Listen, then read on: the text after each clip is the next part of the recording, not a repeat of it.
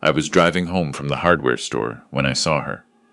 It was a Tuesday afternoon in late October, one of those gray days that Hamilton gets before winter really digs in.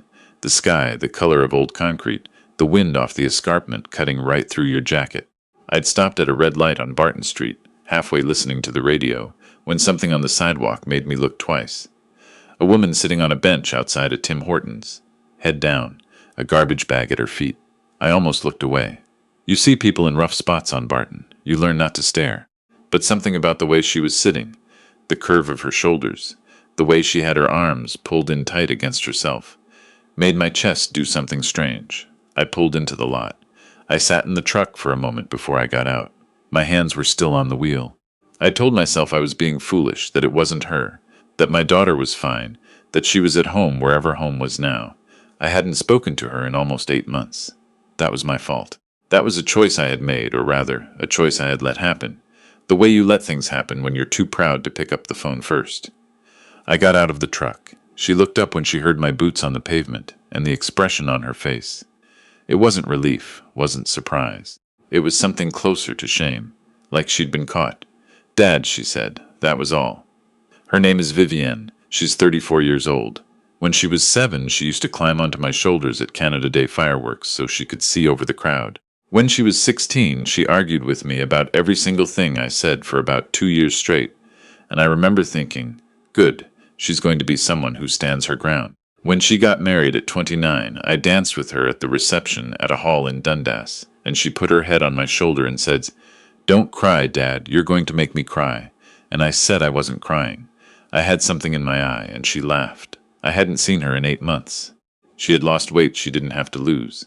Her coat, the green one I'd bought her the Christmas before last, was dirty along the hem. She had a bruise, faded yellow now, on her left cheekbone. When I asked her about it later, she said she'd walked into a cabinet door in the dark. I didn't push it. I should have pushed it. I sat down beside her on that bench, and I didn't say anything for a while. A streetcar went by. A man walked past with a dog. The Tim Hortons sign buzzed faintly. "How long?" I finally said. She looked at her hands. "Since August." August, it was October. 2 months she had been living like this, or something like this, because she told me later she'd been couch surfing before that, staying with a friend from her old job, until the friend's lease ended, and suddenly there was no couch left to surf. Since August she'd been outside or in shelters when there was space. "Why didn't you call me?" I said. She didn't answer right away. Then she said, "I didn't want you to say you told me so." I hadn't told her so. I had had doubts. I had had serious doubts, the kind a father keeps to himself because his daughter is an adult and it's not his place. But I had never said it out loud, not once. Still, I understood what she meant.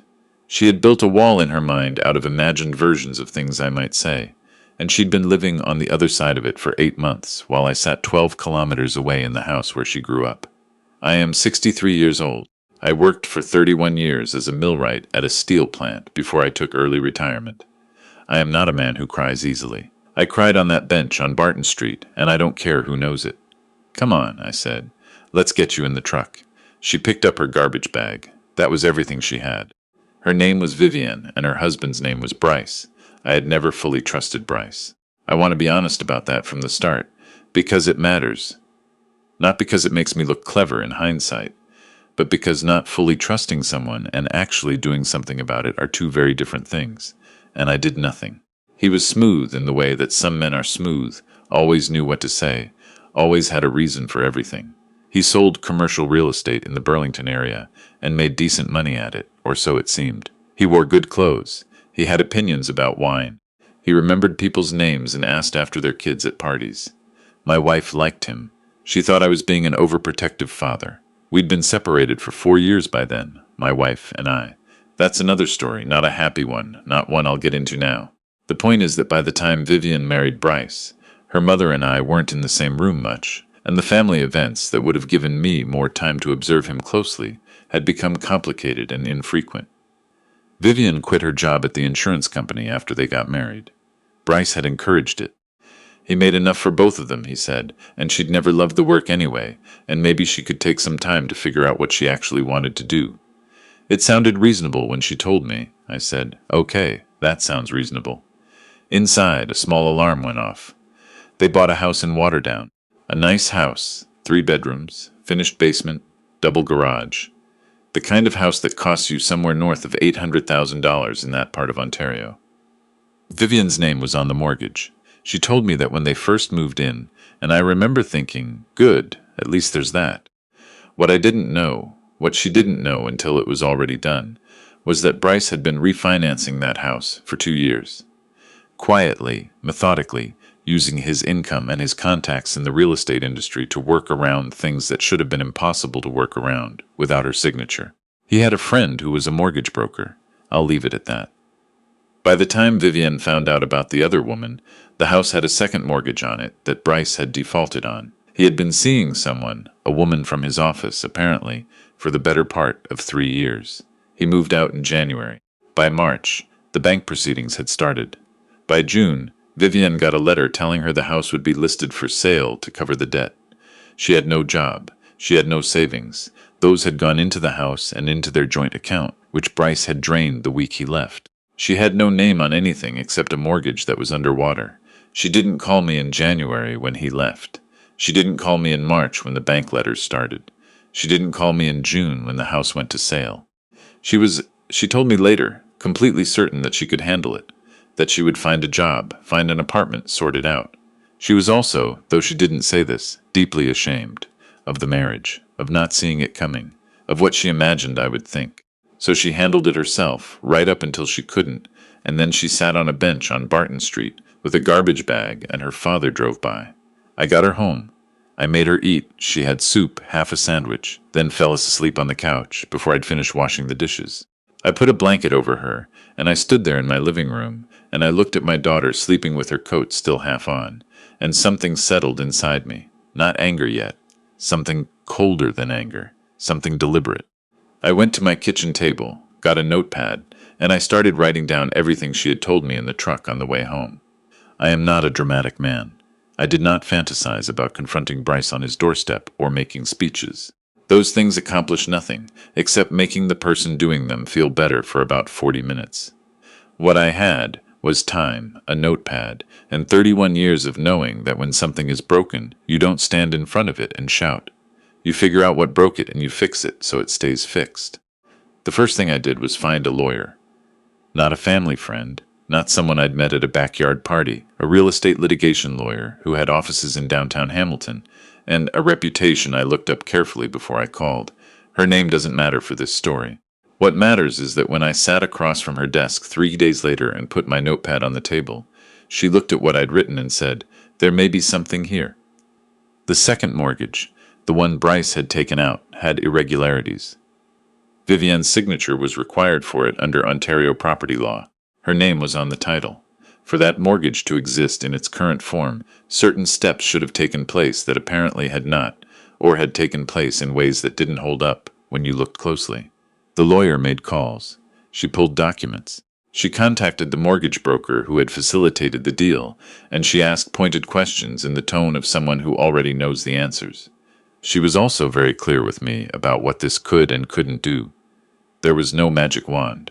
The process would take time. Vivian would still need to find stable housing, still need to find income. This wasn't a movie where the bad man goes to jail and the credits roll. This was Ontario, and Ontario moves at its own pace. I told her to proceed. While she proceeded, I did the other things. I knew a man. I'd worked alongside him for years at the plant. He runs his own small electrical contracting business now, who had a 2-bedroom apartment above his garage that he rented out. He wasn't currently renting it. I called him, explained the situation in general terms, and asked if Vivian could rent it at a fair rate. He said yes. I paid the first 3 months while she got back on her feet. She got a job. That took about 6 weeks. She found something at an insurance brokerage in Stony Creek, which was close enough to where she was staying, and she was good at it because she'd done similar work before. She seemed, slowly, to be returning to herself. She laughed once at dinner at my place in November, a real laugh, and I had to pretend to look at something out the window. I still hadn't said anything to Bryce. I want to explain why, because a few people, my brother, a friend I'd told, thought I should have gone to him immediately, confronted him, let him know what was coming. But here's the thing about men like Bryce. They're very good at one particular skill, and that skill is managing information. The moment he knows you know, he starts managing the story. He calls his own lawyer, he moves things around, he builds his version of events. He had already done exactly that with the mortgage broker, and with the bank, and with Vivienne herself, for 3 years while she had no idea. The last thing I wanted was to give him warning, so I waited. I let him think the matter was settled, that Vivienne had disappeared into whatever quiet wreckage he'd left behind, and that no one was paying attention. It was February, 4 months after I'd found Vivienne on that bench, when the lawyer called me with an update that made me sit down. The investigation into the second mortgage had widened. The mortgage broker, when faced with the legal exposure that was becoming apparent, had been cooperative. There were emails. There were internal communications that showed the process by which Vivienne's involvement in the signing had been, not forged exactly, which would have been simpler, but managed in a way that raised serious questions under the Mortgages Act. The broker had facilitated at least 2 other transactions in similar ways. He was now the subject of a complaint to the Financial Services Regulatory Authority of Ontario.